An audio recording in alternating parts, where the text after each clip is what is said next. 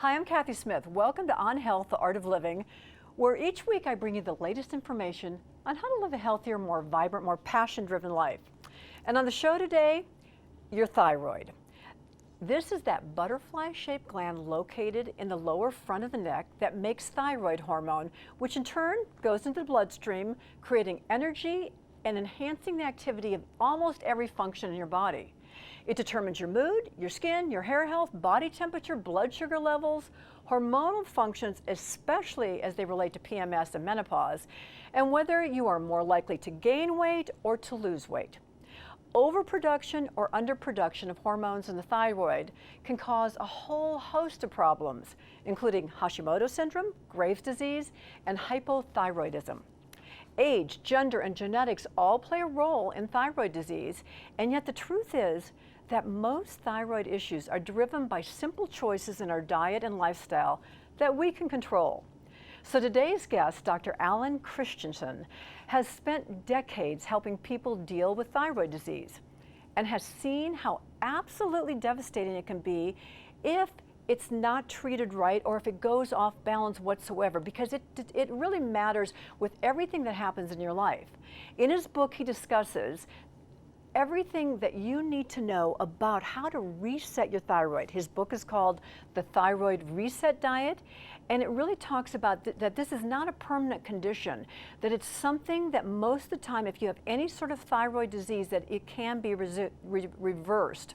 So in today's show, we're going to dive in to one surprise element that's essential to life, but can be devastating and disruptive when it comes to your thyroid, causing a whole host of problems, including weight gain despite intense exercise, energy levels that just run lower and lower and lower, fatigue that sets in early in the day, exercise feels like it's a chore, and your brain is moving slower than ever, and you have that brain fog. So if any of these symptoms sound familiar, then you're going to want to listen to today's show because it's packed with information. So Alan, welcome back to the show. Hey, Kathy. Great to be here with you. Thanks for having me. It's so much fun to have you on the show. And oh my gosh, this was such, I mean, we talked about this in our last podcast because we started talking a bit about thyroid and about my issues with Graves' disease and with thyroid disease. And so you gave me a little tip on that last show. After we turned off the knob and after we went silent, you said, Kathy, one thing that you have to start thinking about, and I'm not going to do the reveal, I did not do it in the intro and I'm not going to do it now. So why don't you take us back into why did you get into studying thyroid and what is this new research that you've come across? Yeah, so for the first part, why did I get into studying thyroid? In medical school, in my residency, I saw that there was just so many people in need, and I saw that they were struggling, that the conventional world, the alternative world, they each had a few little nuggets here and there, but they were also just missing the boat in a lot of ways. And it became apparent that this was like just going to be my calling. And then in terms of this current focus, so it's actually an exciting time. I've called this the thyroid renaissance of sorts. In 2007, we passed the century mark after Dr. Hashimoto defined and explained Hashimoto's thyroid disease. And a lot of researchers said, well, what do we have to show for the last 100 years? How far have we come from that? And they realized that, there was a long ways it needed to go. So it caused a lot of redoubling of efforts and reanalysis of old biases, and tons of new insights have been coming from that. And that's what I'm excited to share with your audience here. So it's interesting because the element that you started talking about in your book and you talked to me about was iodine. And what I found interesting when I read the introduction to your book is that it wasn't that long ago when there were countries around the world and in the United States where we were having problems with not enough iodine in our diets. So there was not enough iodines, which was causing problems. And at that point, a transition happened. And I'd love for you to go through the history of this, because I mean, just reading I was sucked in after the first chapter, the intro in the first chapter, because of how amazing the turnaround in a very short period of time, decades, not centuries, but decades. Yeah, the most obvious issue that people have been aware of has been goiter. Someone has a large swollen neck and you can see it. So back in about the 1910s, 1920s, public health officials were aware of this being a big problem, especially in some parts of the country, like those around large bodies of fresh water. So Michigan was like the epicenter of this. And at that time, a third of the kids who were going to school had visible goiters. And this came to the attention of the government because in World War I, they had to reject a large number, over a quarter, of possible military recruits because of goiter. So they wanted to figure out what they could do about this. And they started adding iodine to the salt. And this was first done in Michigan. And this was a success. The rate of goiter went down tenfold in the coming decade. But this is the thing. It's like this exacting narrow range. They got out of the range that would cause goiter. But after that, we started seeing autoimmune disease show up in America. And one group that was active with the Mayo Clinic in Olmsted County, Minnesota, they were looking at the rates of autoimmune thyroid disease.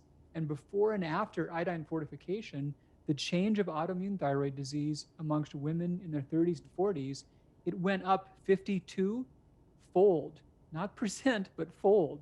Shocking. That's crazy when you hear it. Think about that number. So we're talking about salt, iodized salt. So we're not talking about sea salt or Himalayan salt, but literally salt that's been iodized. Is that the main culprit, or are there other hidden? I know salt is hidden in most of our foods, or hidden or not hidden. It's in most of our canned products, our packaged foods, our processed foods. So is this another factor that it's not just the salt shaker, but it's all the processed food? Yes, that's a factor. And there's good news with salt. We'll talk more about some of the hidden sources and ways to work around them. But salt is one to where there are some very safe options that you can use salt in ways that you would otherwise and completely avoid extraneous amounts of iodine. Sea salt has some, it's not fortified with it normally, but the amounts are really erratic. And this is bizarre, Kathy, but when I wrote the book, I wanted to give readers full information about all types of salt. And Himalayan salt is from the land. I thought it would be a lower source of iodine, but the assays that have been done show that it's actually higher than iodized fortified salt. Really? Oh my gosh, I didn't realize that. See, once again, did not know. I would think that would be a smart choice. I would have thought so too. So when it comes in, then, well, why don't we just take 2 steps back for just the audience so we're all on a level playing field here. Tell us again about the thyroid. I talked about it in the introduction, but I guess I can't overemphasize, especially after reading your book, how important this gland is. But why don't you kind of explain how it works? It's crazy important. It's a small thing, and it makes microscopic amounts of hormone. The amounts are so small that if you could put it in your hand each day, you couldn't even see it. It's literally fractions of a grain of salt is what it produces. But if that was gone, we couldn't live more than a few weeks. And the subtlest changes in those thyroid hormone levels can be the total difference between feeling great, having an effortless metabolism, good energy, repairing and not having injuries, or all those things not working. You mentioned some big factors: unexplained fatigue, weight that won't resolve with exercise, ease of injury, difficulty with menopause, perimenopause. So it affects quite a bit. And the chemistry of it is that the gland concentrates iodine and uses that to build hormone. And iodine, it's this high energy element that's very different than all the other elements like, calcium or magnesium we consume. So it's like I almost imagine handling it with like thick gloves and tongs, like this smoking cauldron. It's a volatile thing. So if we get just the right amounts of it, not too little, not too much, everything's perfect. But what we're coming to learn is that many people have a reasonable range in which it could go up and down, or they're fine. But a lot of people, about a third, are prone to thyroid disease. And the difference amongst them is really that they've got a narrower tolerance. They really can't tolerate the highs or lows the way that other people can. So you mentioned last time, by the way, that I should avoid seaweed because that is very high in iodine. And so sushi and things like that is something that I should avoid. But why don't we jump to that in a second? What I wanted to get into, and just to tell the audience, when I was in my 30s, and I had a television show called The Alive and Well Show, And I would show up and I would open the show with exercise. And by the first hour of the show, I literally could hardly move. My energy was dropping. When I would get done with the show, I'd have to go home and get in bed.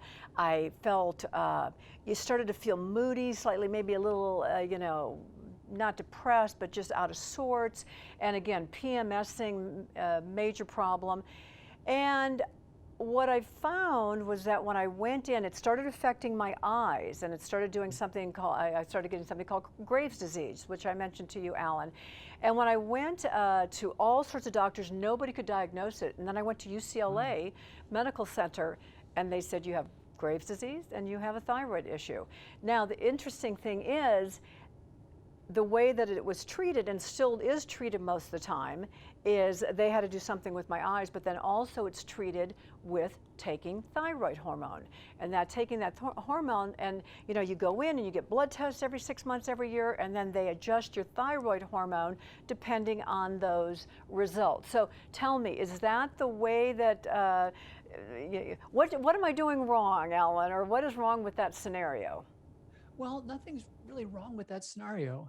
Graves' disease is a little more rare, and there are those to where their intake of iodine can predispose them to it.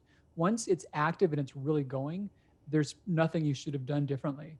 Now, hypothyroidism can occur randomly by itself. More commonly, it can occur as a consequence of autoimmunity, where the immune system attacks the thyroid. So, Kathy, in your case, it's also autoimmune, but rather than attacking the inner working of the thyroid and making it unable to generate hormone, with Graves' disease, you're attacking the outside of the thyroid. And your thyroid thinks it's being told to work when it's not. So your brain normally tells it how much hormone to make. And with Graves' disease, the immune cells are like hitting the same doorbell, so they're setting off a doorbell, but there's no one there. Then with Hashimoto's, those immune cells, they get inside the thyroid and they break it down so it can't generate hormone anymore. And in those cases, that's where there's a well-documented opportunity to reverse the disease by regulating iodine. Okay, so we have, I think, over 100,000 people now that have joined this Fit Over 40 group that I've started. And a lot of the questions that come in are about, some of the questions, not a lot, but a good portion are about thyroid. Do I have something off with my thyroid? I'm having problems losing weight. Now, there's or my energy levels are low, or I have a foggy brain. There's a lot of factors that go into why that could be happening. But are you suggesting that thyroid could be one of the possibilities? It sure can. It can cause all the symptoms you mentioned. And it doesn't always occur in isolation. For example, many that have thyroid disease also have some levels of anemia. Others might have parathyroid disease. Others might have apnea. And then, of course, symptoms like that can occur for other reasons altogether. But for a good chunk of people, that can be present. And either it's often not diagnosed or it's late to be diagnosed, like it was in your case. And then, even for those to whom it has been diagnosed and treated, a big percent of them haven't yet had their symptoms resolved. And many, put a lot of energy and effort in wishing into their thyroid to work normally again. So it's really exciting to find a way in which they can better resolve their symptoms. And in many cases, they can have their thyroid, not need ongoing care. That. Let's talk about your book, first of all, and then also some of the success, but some of the stories that you wrote about in the book, and people reversing thyroid disease in a short period of time. And I want to also mention that it was shocking to me to hear, and I make sure I have this right, that thyroid cancer is the #1 up and coming cancer right now. Is that correct? Yeah, so so it's not the most common cancer, but you said it correctly. It's the most rapidly increasing type of cancer. And especially amongst women in their 30s and 40s, it's gone up over threefold in the last couple of decades. Okay, so why don't you tell us about the diet, and how can we start to take care of our thyroid, manage it, and talk about the 28 diet plan, I guess the 28-day meal plan that you put together in the book? Yeah. Yeah. Very simple thing. So, people that are prone to thyroid disease, there's a certain iodine window that will make them not likely to get worse. And there's a lower and a narrower window that gives them a chance to heal up and get better. So, So the 28-day process is, how do you get in that reset zone? How do you get to where you're at a low enough level to where any extra amounts of iodine that are stuck in your thyroid, you can get rid of those and give the gland a chance to heal. And once you've done that, then there's more leeway. You've got more tolerance. You've got more options. And it's a funny thing because people have tried a lot of diets and seen them work sometimes. And a common thread amongst very different diets is that they inadvertently lower iodine. So some have talked about going autoimmune paleo, some have gone vegan, some have gone gluten free. And given the biggest sources of iodine in the diet, all those diets end up being lower in iodine. So the important thread is just getting that to a good range. And iodine is not a bad thing. We need some, but if you get that window in which it's low enough, the gland can fix itself. And that was one of the new findings as well. We thought before that because of the immune component, once thyroid disease was up and running, it would just keep on going by its own steam. But now we know that if you get your body out of the range, then it fixes itself in many cases. So let's get back to some of the hidden sources of iodine. Yeah. So one shocker for me was cosmetics. I was completely unaware of that until I started digging into this book. Uh, they've pulled iodine out of hand sanitizers. That was just done a couple of years ago, but there was many cases of hospital workers who would use hand sanitizers, dozens and dozens and dozens of times throughout the course of a shift. They were getting thyroid disease. They were at unsafe levels of iodine because of that. And we've now learned that it's been taken out of those types of products, but there's many other consumer products that it's not been regulated with. So uh, things like conditioner, for example, many conditioners use a compound called PVP, and a large amount of PVP is iodine. And when you leave it on your skin for periods of time, some of that does absorb and does get in your bloodstream.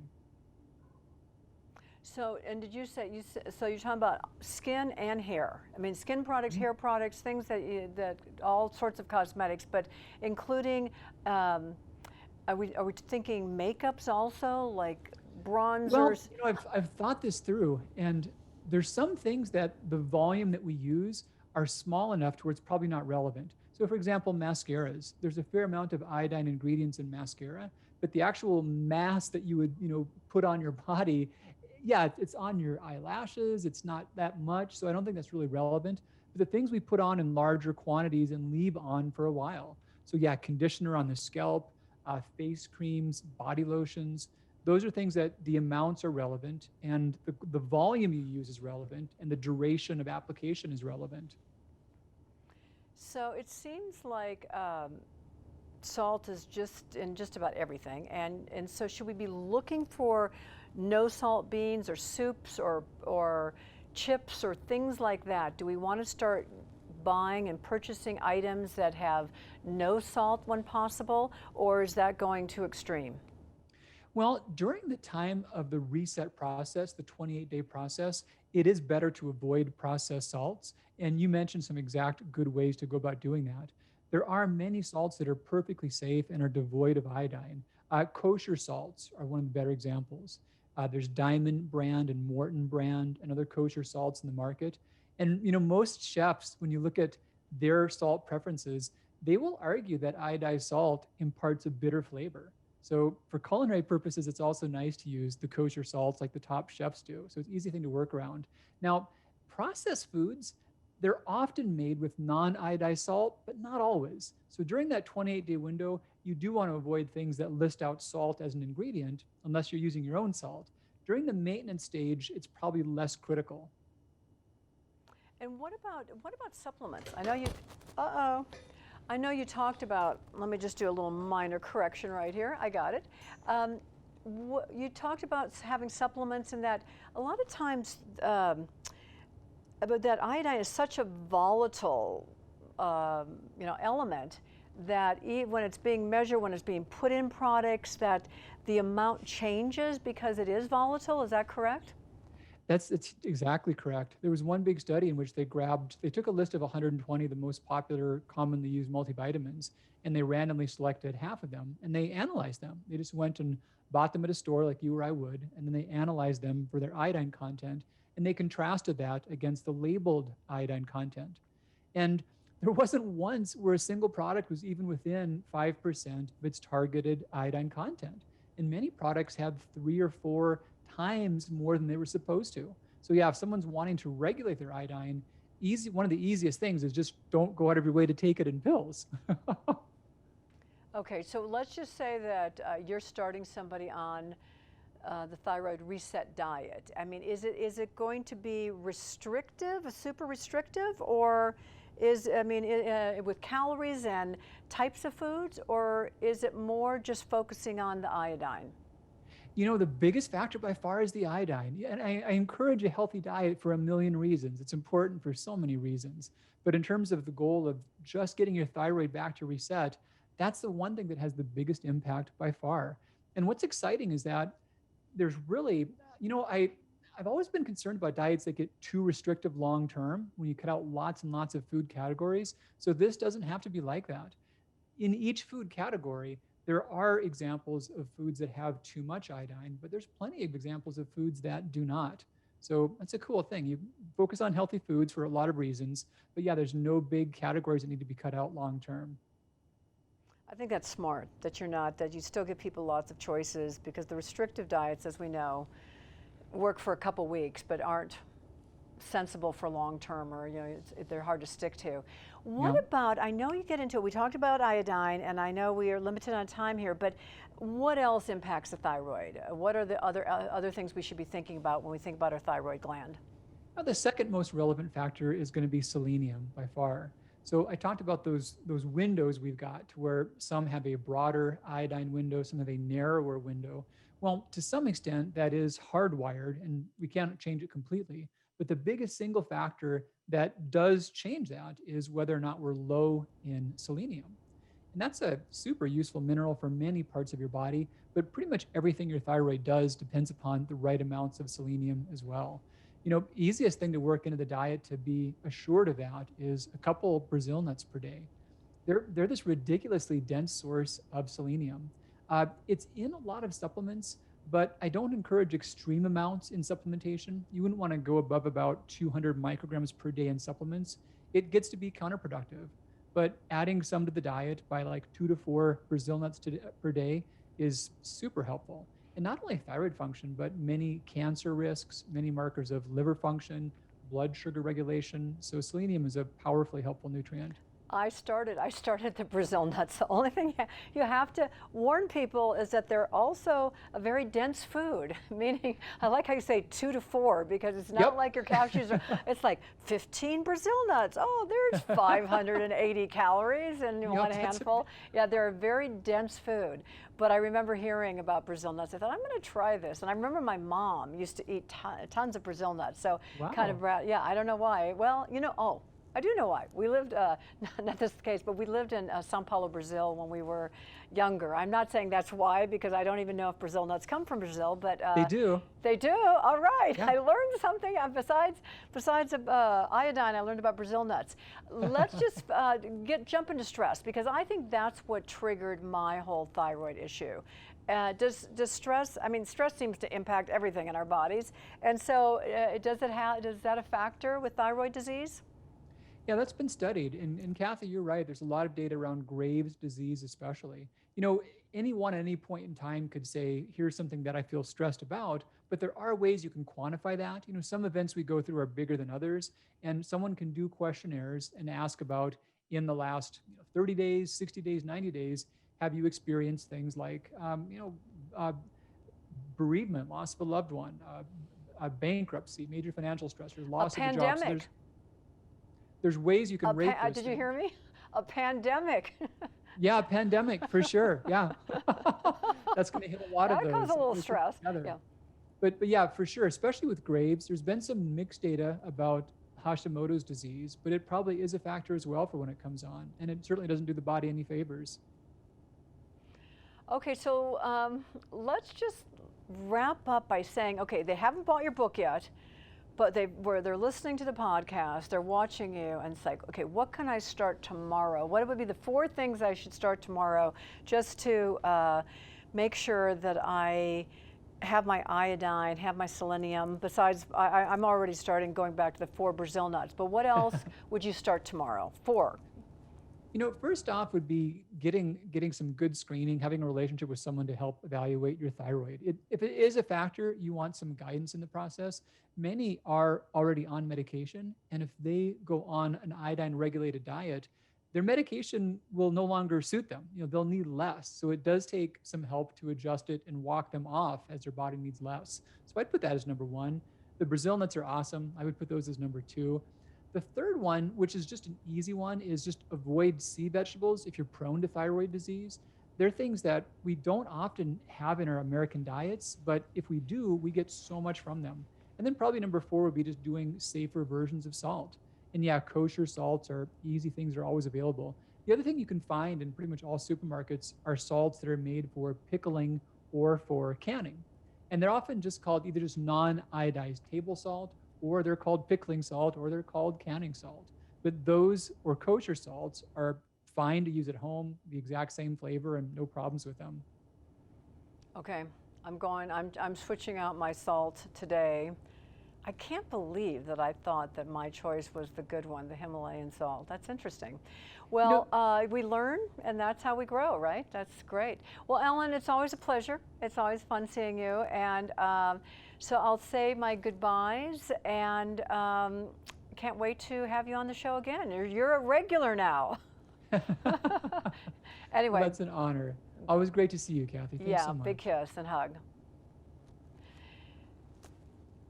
So it's always a pleasure having Alan on the show. The book is the first time this information has been made available to the public in the form of a healthy diet that does not restrict food and calories.